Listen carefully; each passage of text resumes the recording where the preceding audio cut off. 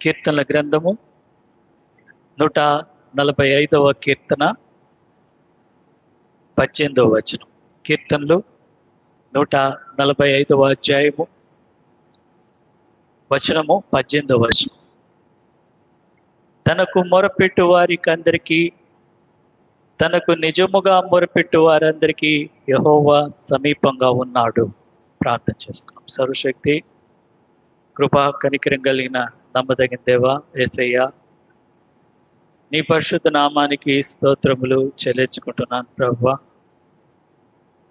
మీ యొక్క రాకడ సమీపంలో ఉంటుండగానైనా అనేకమైనటువంటి సూచనలు మేము లోకంలో చూస్తున్నాము.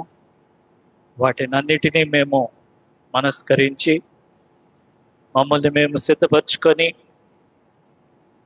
లోకం నుండి మేము వేరు చేయబడినైనా నీ పాద సన్నిధానంలో ఎప్పుడు కూడా మేము నీ బిడ్డలుగా నిన్ను ప్రార్థించేటువంటి భాగ్యాన్ని మాకు దయచేయమని ప్రార్థిస్తూ ఈ సమయంలో ధ్యానించబోతున్నటువంటి వాక్య భాగము ఈరోజు ప్రార్థనలో పాల్గొంటున్న మాకందరికీ కూడా దీవెనకరంగా చేయమని యేసు పరిశుద్ధ నామంలో ప్రార్థించి అడిగి వేడుకుంటున్నాను తండ్రి, ఆమేన్.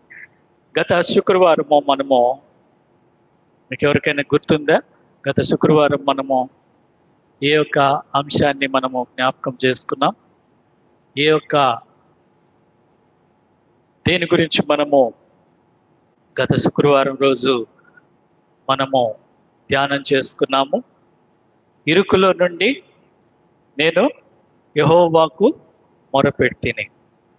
మరి ఇరుకులో నుండి యెహోవా దేవునికి మొరపెట్టినప్పుడు ఎలాంటి సహాయము, ఎలాంటి మేలు, ఏ విధంగా దేవుడు ఆదుకుంటాడో గత శుక్రవారం మనం చూచాం. ఈరోజు కూడా కీర్తనలు 145వ అధ్యాయము 18వ వచనం చాలా ప్రాముఖ్యమైనటువంటి అంశం మీద మనము ధ్యానం చేయబోతున్నాం. మరి ఇక్కడ తనకు మొరపెట్టు వారందరికీ, తనకు నిజముగా మొరపెట్టు వారందరికీ యెహోవా సమీపంగా ఉన్నాడు. మనం ప్రార్థన చేసినప్పుడు, దేవునికి మొరపెట్టినప్పుడు దేవుడు సమీపంగా వచ్చేటువంటి దేవుడుగా ఉంటున్నాడు. నీ ప్రార్థన విని దేవుడు నిన్ను ఆదుకోవటానికి మరి ఆయన సమీపంగా వచ్చేటువంటి దేవుడుగా ఉంటున్నాడు. మరి ఈరోజు నిజముగా మొరపెట్టడం ఎలాగా?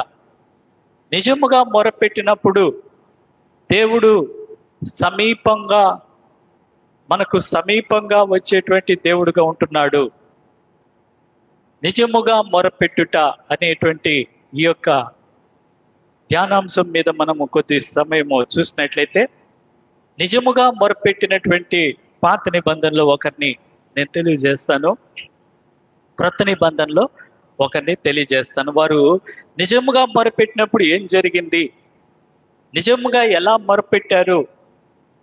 నిజముగా మొరపెట్టు వారందరికీ అంట యెహోవా సమీపంగా ఉన్నాడు. నిజముగా మొరపెట్టుట ఎలా నిజముగా మొరపెడతామో రండి చూద్దాం. 2వ రాజుల గ్రంథము 4వ అధ్యాయంలో మరి అక్కడ 1 నుంచి 7 వచనాలు, మరి ప్రవక్తల శిష్యుల్లో ఒకని భార్య, శిష్యుల్లో భార్య భర్త చనిపోయి ఉన్నప్పుడు ఆమె దగ్గరికి అప్పులు వాళ్ళు వచ్చి ఆమెని చుట్టడి వేస్తుంటున్నారు, ఆమెని ఇబ్బంది పెడుతుంటున్నారు. అక్కడుంది ఆమె ఏం చెప్తుందంటే, అప్పులు వాళ్ళు నా 2 కుమారులు తనకు దాసులుగా ఉండుటకై వారిని పట్టుకుని పోటుకు వచ్చి ఉన్నారని ఎవరికి మొరపెట్టుకుంది? ఎలీషాకు మొరపెట్టుకుంది. ఎలీషాకి ఆమె వచ్చి తన బాధను చెప్పుకుంది, తన కష్టాన్ని చెప్పుకుంది. అయ్యా, అప్పులు వాళ్ళు వచ్చారు, నీ యొక్క శిష్యుల్లో నా భర్త ఉన్నాడు, నీ యొక్క ప్రవక్తల శిష్యుల్లో నా భర్త ఉన్నాడు, ఆయన చనిపోయినాడు, ఇప్పుడు మేము చాలా కష్టంలో ఉన్నాము, చాలా ఇబ్బందిలో ఉన్నాము, అప్పులు వాళ్ళు వచ్చి మమ్మల్ని ఇబ్బంది పెడుతున్నారు, నా యొక్క 2 బిడ్డల్ని కూడా వారు పట్టుకొని వెళ్ళిపోవటానికి సిద్ధపడి వచ్చి ఉన్నారని చెప్పి ఆమె నిజముగా మొరపెట్టుకుంది. నిజముగా వచ్చి ఎలీషాకు మొరపెట్టుకుంది. ఎలీషాకి ప్రార్థన చేసినప్పుడు మరి ఆయన అడుగుతున్నాడు, అమ్మా నీ ఇంటిలో ఏముంది, నీ ఇంటిలో ఏముందో చెప్పు అని అడిగినప్పుడు ఆమె అంటుంది, నా ఇంటిలో ఒక నూనె కుండ తప్ప ఇంకేమీ లేదని చెప్పింది. అది చూస్తే మొదటి రాజుల గ్రంథం 17వ అధ్యాయంలో కూడా అలాగే సారేపాతు విధవరాలు చెప్తుంది. మొదటి రాజులు 17:12లో ఎలీషా ఇక్కడ ఏలియా నీకు ఇక్కడ అడుగుతాడు.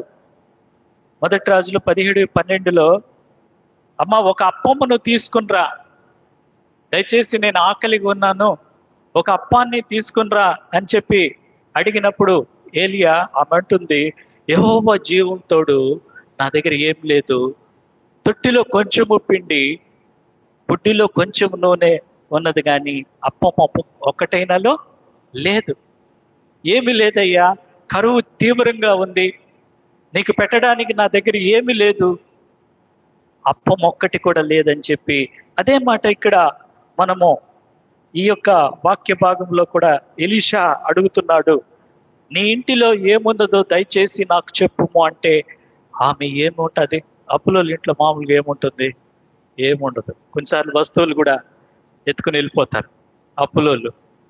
అలాగా అడిగినప్పుడు ఆమె చెప్తుంది, అయ్యా మా ఇంటిలో ఏమీ లేదు, కానీ ఒక నూనె కుండ ఉన్నది, అది కూడా మరి ఖాళీది, ఆ నూనె కుండ తప్ప మరేమీ లేదు మా ఇంట్లో అన్నప్పుడు ఎలీషా ఒక సలహా చెప్తాడు, దైవికమైనటువంటి ఆలోచన చెప్తాడు. నువ్వేం చేస్తావంటే నీ ఊర్లోకి నీకు పోయి ప్రతి ఇంటి దగ్గర ఉన్నటువంటి పాత్రలు ఈరోజు తీసుకొచ్చుకో. ప్రతి ఇంటి దగ్గర ఎన్ని పాత్రలు తెచ్చుకుంటావో తీసుకొచ్చుకొని మరి అక్కడ ఉంది ఎర్రవు పుచ్చుకునము, పాత్రలన్నీ తీసుకునిరా. ఇంటింటికి పోయేసి ఎన్ని పాత్రలు తెచ్చుకుంటావు అన్ని పాత్రలు తీసుకునిరా అని చెప్పినప్పుడు ఆమె ఆ విధంగా దైవజనుడు చెప్పినప్పుడు ఆమె ప్రతి ఇంటికి పోయి పాత్రలు తీసుకొస్తుంది. గిన్నెలు, ఒట్టి గిన్నెలు ఇచ్చినప్పుడు అవన్నీ కూడా తీసుకొచ్చి తన ఇంటిలో పెట్టుకుంటుంది. మరి అప్పుడు దైవజనుడు ఏం చెప్తాడు అంటే, నీవు నీ ఇంటిలోనికి వచ్చి నీవును నీ కుమారుడును లోపల తలుపు మూసుకొనుము, ఆ పాత్రలో నూనె పోసి నిండినవి ఒక తట్టను ఉంచమని ఆమెతో సెలవిచ్చెను. కాబట్టి దైవజనుడు ఆమెను ఆదుకుంటున్నాడు. ఆమె యొక్క పరిస్థితిలో, ఆమె యొక్క అప్పులు బాధలో, ఆమె కష్టంలో దైవజనుడు ఆమెను ఆదరిస్తుంటున్నాడు. ఆమె నిజంగా మొరపెట్టుకుంది. నిజంగా మొరపెట్టినప్పుడు ఇచ్చిన సలహా ప్రకారము దైవజనుడు చెప్పినట్టుగా మరి ఆమె చేసింది. మరి దైవజనుడిని ఆశ్రయించింది. దైవజనుడు చెప్పినట్టుగా చేసింది. చేసి మరి ఎలీషా చెప్తున్నాడు, నీవు ఆ పాత్రలన్నింటిలో నూనె పోసి నిండినవి ఒక తట్టును ఉంచుమని ఆమెతో సెలవిచ్చినప్పుడు ఆమె వెళ్ళి ఎలీషా చెప్పినట్టుగా తలుపు మూసుకొని తెచ్చుకున్నటువంటి అప్పు తెచ్చుకున్న పాత్రలన్నిటిలో నూనె నిండినట్టుగా చూస్తున్నాము. బహుశా ఇక్కడ ఈ నూనె కుండలో నుంచి నూనె వచ్చి ఉంటుంది. ఒట్టి నూనె కుండ ఉంది. ఆ నూనె కుండలో నుంచి ఎలీషా అద్భుతం చేస్తుంటాడు. నూనె కుండలో నుంచి నూనె వచ్చినప్పుడు ఆ నూనెని ఎన్ని పాత్రలు తెచ్చుకున్నారు అన్ని పాత్రలకి వాళ్ళు నింపేశారు. ఆ రాత్రంతా కూడా వాళ్ళు తెచ్చుకున్న పాత్రలు అన్ని కూడా పూర్తిగా నూనెతో నిండిపోయినాయి.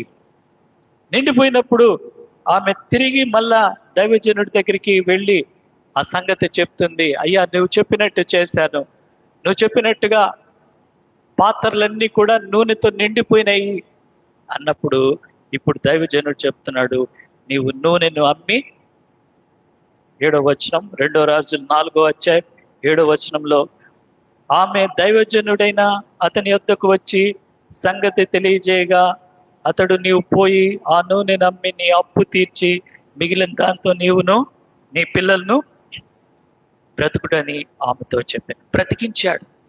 అప్పుల బాధలో, శ్రమలో ఉన్నటువంటి ఆ యొక్క నిస్సహాయురాల్ని దైవజనుడు బ్రతికించినట్టుగా చూస్తున్నాము. ఆమె నిజముగా మొరపెట్టుకుంది.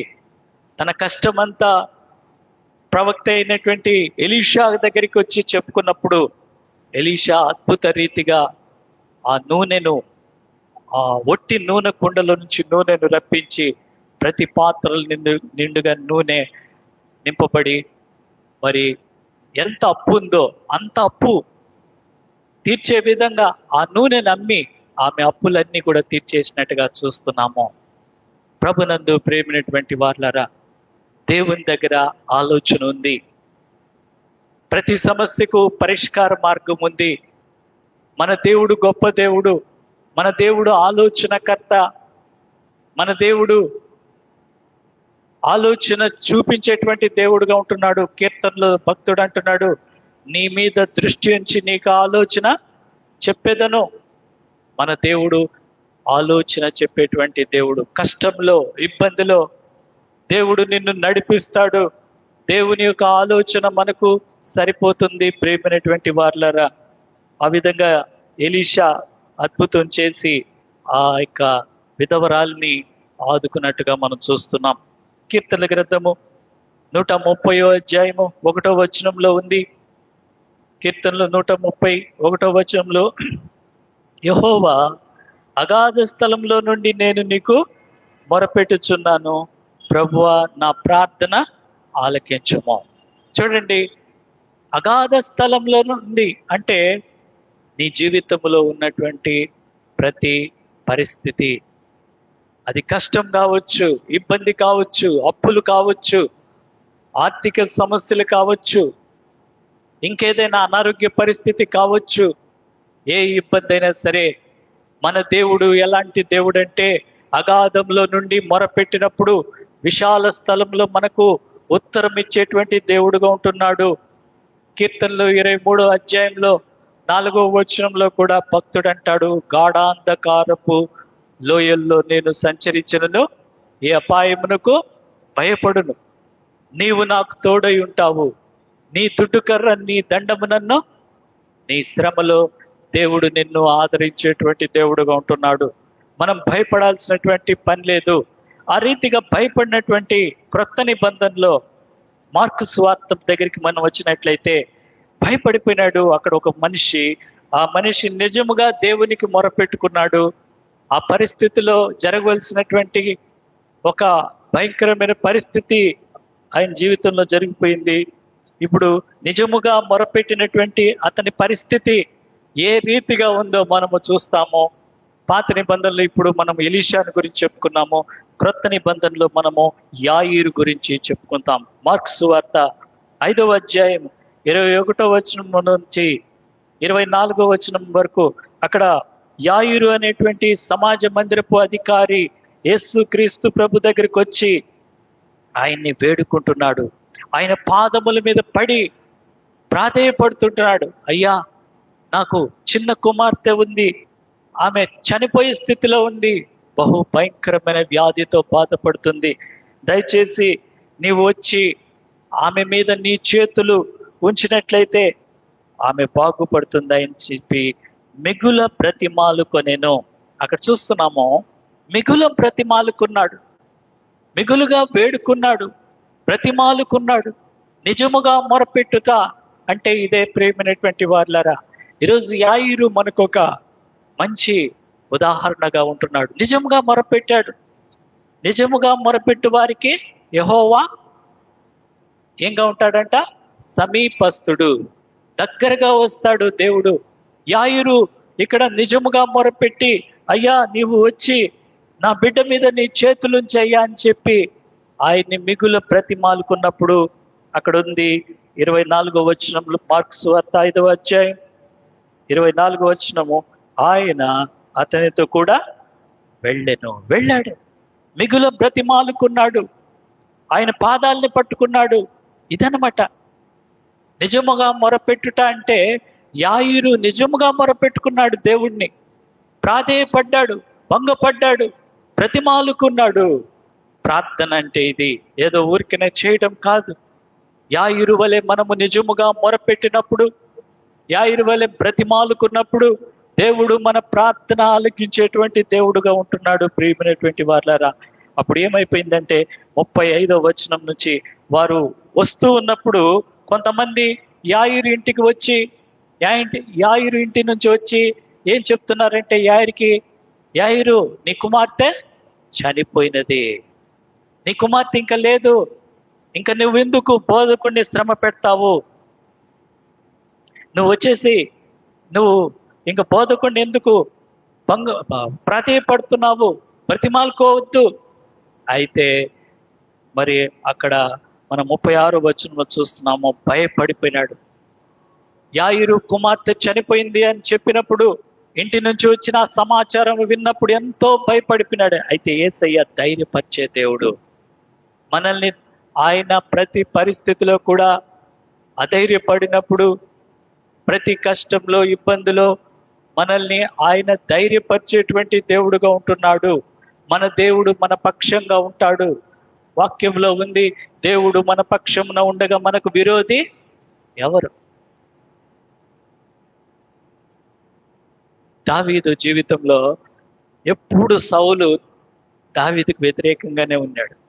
అయితే అక్కడ ఉంది, యెహోవా దావీదుకు తోడై ఉండెను అనగా, దేవుడు దావీదు పక్షంగా ఉన్నప్పుడు సౌలు ఏం చేయలేకపోయినాడు. సౌలే కాదు, ఫిలిస్తీయులు, అమోరీయులు, మోయాబీలు, ఇంకా రకరకాల శత్రువులు ఉన్నారు యెరూషలేముకి. వాళ్ళెవ్వరు కూడా దావీదును ఏమీ చేయలేకపోయినారు. కారణం ఏంటంటే దేవుడు దావీదు పక్షంగా ఉన్నాడు. ఈరోజు నీ పక్షంగా దేవుడు ఉన్నట్లయితే నీకు ఏది కూడా విరోధంగా ఉండదు. ఒకవేళ అనారోగ్య పరిస్థితి, ఒకవేళ ఇంకేదైనా కుటుంబ సమస్య, బిడ్డల విషయంలో సమస్య, ఇంకేదైనా చెప్పుకోలేని సమస్య, మనుషుల వల్ల సమస్య, కొన్నిసార్లు మనుషుల వల్ల సమస్య వస్తుంది. మనుషులు రకరకాలుగా మాట్లాడుతూ ఉంటారు, మనుషులు మనల్ని రకరకాలుగా అనుకుంటారు. మనుషుల వల్ల సమస్య, ఏది సమస్య నీకు కాదు. దేవుడు నీకు తోడుగా ఉంటే, దేవుడు నీ పక్షంగా ఉంటే, దేవుడు మన పక్షంగా వ్యాజ్యమాడినప్పుడు ఏది కూడా మనల్ని ఎవరు కూడా ఏమీ చేయలేరు. యెషయా గ్రంథంలో ఒక చక్కని మాట ఉంది, దాన్ని గుర్తు చేస్తాను ప్రేమినటువంటి వాళ్ళ. నీకు విరోధంగా రూపించబడిన ఏ ఆయుధమో వర్ధిల్ల. నేను దాన్ని నమ్ముతాను. నీకు విరోధంగా రూపించబడిన ఏ ఆయుధము కూడా వర్ధిల్లదు, వర్ధిల్లదు. ఇశ్రాయేలుకు విరోధంగా బేర్ కుమారుడైనటువంటి బిలాము శపించాలని వెళ్తాడు. అన్ని రకాలుగా వాళ్ళని శపిస్తే బాగుంటుంది, వాళ్ళు నాశనం అయిపోవాలి. విరోధంగా బిలాము అన్ని విధాలుగా ప్రయత్నం చేసినా కూడా దేవుడు అడ్డుపడతాడు. దేవుడు అంటాడు బిలాంతో, నేను దీవించినటువంటి జనుల్ని నువ్వు శపించకూడదు, వారు దేవుని ప్రజలు, దేవుని బిడ్డలు అని చెప్పి బిలాముకు హెచ్చరిక చేస్తాడు. ప్రేమైనటువంటి వార్లారా, బిలాము ఎన్ని విధాలుగా ఇశ్రాయేల్ని శపించాలనుకున్నా కూడా వల్ల కాదు. ఎందుకంటే ఇశ్రాయేల్ పక్షంగా ఎవరున్నారు? దేవుడు వారికి తోడుగా ఉంటాడు. వారి కుడి ఎడమల దేవుడు వారికి అండగా ఉన్నటువంటి దేవుడు.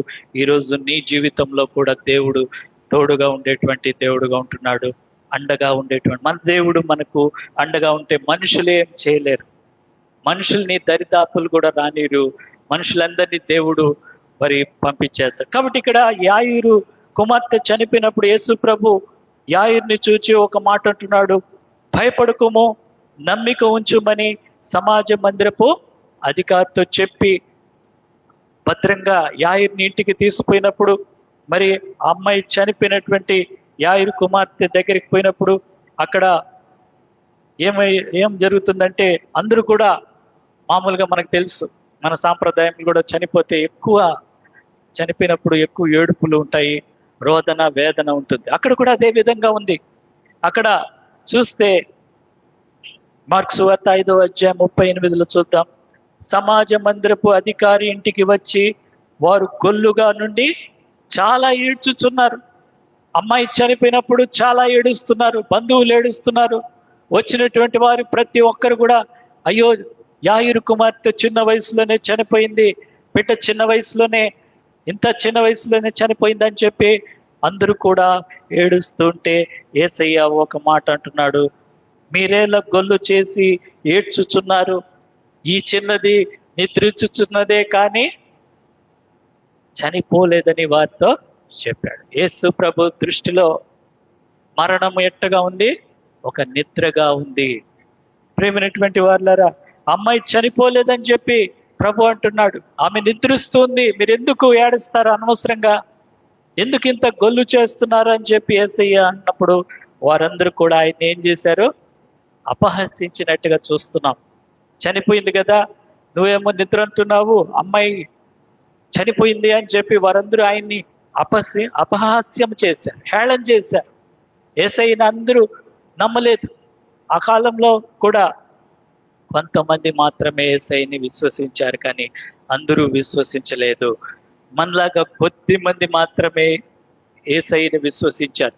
వాళ్ళందరూ కూడా అపహాస్యం చేశారు, హేళన చేశారు. అయితే యేసు ప్రభు ఏం చేశాడంటే, ఆ అమ్మాయి యొక్క చిన్న తల్లి, ఆ అమ్మాయి ఆ బిడ్డ యొక్క తల్లిదండ్రుల్ని వెంట పెట్టుకొని మరి ఆ గదిలోనికి వెళ్ళినప్పుడు, మరి ఆ చిన్న 41 వచనం చూద్దాం. మార్క్స్ వార్త 5:41. ఆ చిన్నదాన్ని చేయి పట్టి తలితాకుమి అని చెప్పెను. ఆ మాటకు చిన్నదాన లెమ్మని నీతో చెప్పుచున్నానని అర్థం. అరామిక్ భాషలో యేసు ప్రభు ఏం చెప్పాడు? తలితాకుమి అన్నాడు. తలితాకుమి అంటే చనిపోయినటువంటి అమ్మాయి, చిన్నదాన లెమ్ము, చేయి పట్టుకున్నాడు. చనిపోయినటువంటి ఆ చిన్న అమ్మాయి, ఆ చిన్న బిడ్డ యొక్క చేయి పట్టుకొని తలితాకుమి అంటేనే చనిపోయినటువంటి యాయిరు కుమార్తె లేచింది. ఎలా జరిగింది? యాయిరు నిజముగా మొరపెట్టాడు. యాయిరు ప్రాధేయపడ్డాడు. యాయిరు మిగుల బ్రతిమాలుకొనెను. ఈరోజు ఆ మిగుల బ్రతిమాలుకొనుటయే నిజముగా మొరపెట్టుట. యాయిరు దేవుని యేసుక్రీస్తు ప్రభుని నిజంగా మొరపెట్టుట ద్వారా చనిపోయినటువంటి తన కుమార్తెను మృతుల్లో నుండి యేసయ్య సజీవుడిగా లేపాడు. తలితాకుమి అనేటువంటి మాటతో ఆమెకు జీవాన్ని ఇచ్చినట్టుగా చూస్తున్నాం. ఇదే విధంగా యేసు ప్రభు యాయిరు కుమార్తెను బ్రతికించినట్లుగా అపోస్తుల కార్యంలో ఒక శిష్యుడు కూడా బ్రతికిస్తాడు. అపోస్తుల కార్యములు 9వ అధ్యాయము 40వ వచనంలో యొప్పే అనేటువంటి ప్రాంతంలో అక్కడ ఒక మంచి భక్తురాలు ఉంటుంది. ఆమె పేరు వచ్చి తబిత. ఇక్కడ తలితాకుమి అని చెప్పాను. యేసుప్రభు ఏమంటాడు? చనిపోయినటువంటి యాయిరు కుమార్తెను తలితాకుమి అన్నాడు. తలితాకుమి అంటే చిన్నదాన లెమ్ము. మరి యొప్పేలో అక్కడ ఆ పేరు తబిత. అపోస్తుల కార్యం 9వ అధ్యాయం 40లో ఆమె చనిపోతుంది. భక్తి కలిగినటువంటి మంచి యూదురాలు, విశ్వాసం కలిగినటువంటి ఆమె చనిపోయినప్పుడు యేసు ప్రభు ఏ విధంగా అయితే చనిపోయిన యాయిరు కుమార్తెని చేయి పట్టుకొని తలితాకుమని లేపినాడో, ఇక్కడ కూడా పేతురు ఏం చేస్తాడంటే, అక్కడుంది అందరినీ వెలుపలికి పంపి మోకాళ్ళుని ప్రార్థన చేసి శవం వైపు తిరిగి తబిత లెమ్మనగా ఆమె కన్నులు తెరిచి పేతురుని చూచి అద్భుతం చేశాడు. యేసు ప్రభు చేసినటువంటి ఆ డిటో అద్భుతాన్ని పేతురు కూడా చేశాడు. చనిపోయినటువంటి తబితాన్ని ఆమె శవం వైపు చూచి మోకరించి ప్రార్థన చేసినప్పుడు, మోకరించి ప్రార్థన అని ఉంది అక్కడ. చూడండి, మీరు అక్కడ చూస్తే మోకాళ్ళుని ప్రార్థన చేసి శవం వైపు తిరిగి తబిత అన్నప్పుడు, తబిత లెమ్మనగానే ఆమె కన్నులు తెరిచి గా వెంటనే ఆమె లేచి కూర్చుంది. మోకాళ్ళ ప్రార్థనలో అంత శక్తి ఉంది. పేతురు ఇక్కడ ఈ అద్భుతం ఎలా చేశాడంటే, మోకాళ్ళ ప్రార్థన ద్వారా చేశాడు. మోకాళ్ళ ప్రార్థన ద్వారా చనిపోయినటువంటి ఆ యొక్క తబితాని లేపినట్టుగా మనం చూస్తున్నాము. కాబట్టి దేవుని బిడ్డలారా, మరి పాత నిబంధనలో మనము చూచాము ఎలీషా ఏ విధంగా ఆమె నిజముగా మొరపెట్టినప్పుడు ఆ యొక్క విధవరాలికి అప్పుల బాధలో ఉన్నటువంటి ఆమెను ఏ విధంగా ఆదుకున్నాడు, ఏ విధంగా ఆమెను సహాయపడ్డాడో మనం చూసాము. అలాగే కొత్త నిబంధనలో మనం చూసినట్లయితే మరి మార్క్స్ వార్త 5వ అధ్యాయము 22లో యాయీరు కుమార్తె చనిపోయేటువంటి స్థితిలో ఉండి చనిపోయింది కూడా. అయితే యాయీరు నిజముగా మొరపెట్టాడు, బ్రతిమాలుకున్నాడు. నిజముగా మొరపెట్టడం అంటే యేసయ్యని బ్రతిమాలుకున్నాడు.